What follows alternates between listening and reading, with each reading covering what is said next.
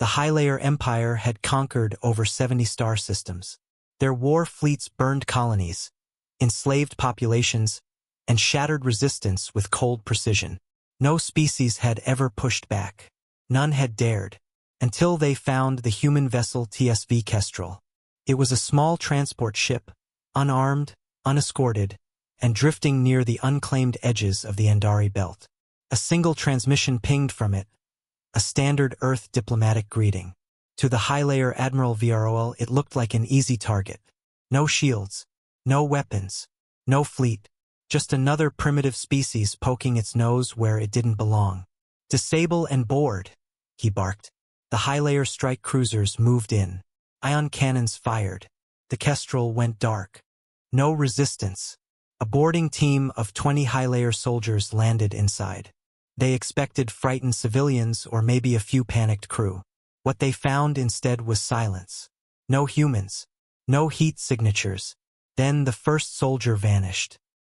Sergeant Varn of the Haelor ground forces turned a corner and never returned. The next two followed to investigate. The only sound was their garbled screams, and then silence again. "Something's wrong," the team leader hissed, antennae twitching. "Retreat to the shuttle." Too late. The lights flickered red. A cold voice echoed through the halls. "You have made a mistake." What followed wasn't a battle. It was a slaughter. Figures moved in the shadows. Fast, silent, lethal. Haelor warriors fell one by one. Their advanced armor shredded like paper. The last survivor tried to activate his emergency beacon. A human hand crushed it in his grip. Admiral VROL, orbiting above, watched in horror as his boarding team's biosignals vanished. He demanded full power to weapons. "Destroy the vessel." But the Kestrel moved. The supposedly disabled human ship came to life, glowing with reactor signatures that didn't match its registered specs.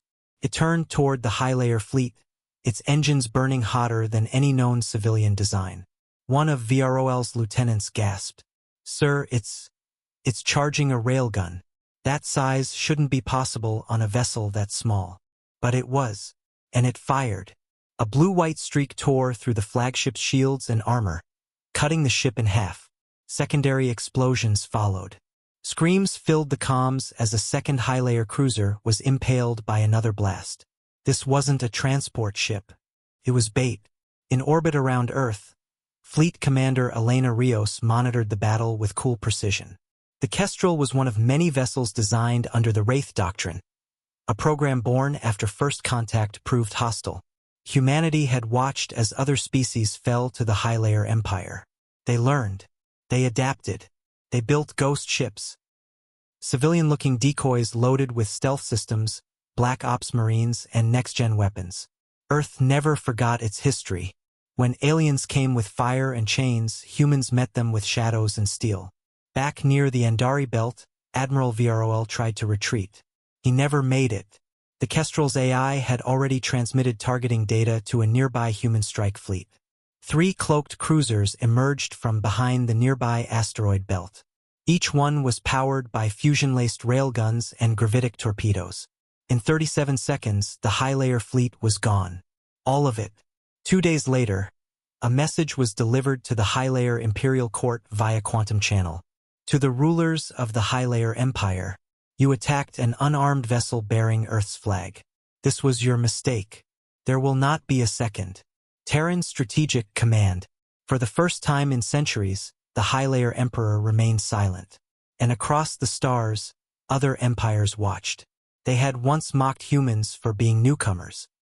They had whispered of Earth as a backwater world. But now, they looked again. They saw predators with smiling faces, builders of peace but only when respected.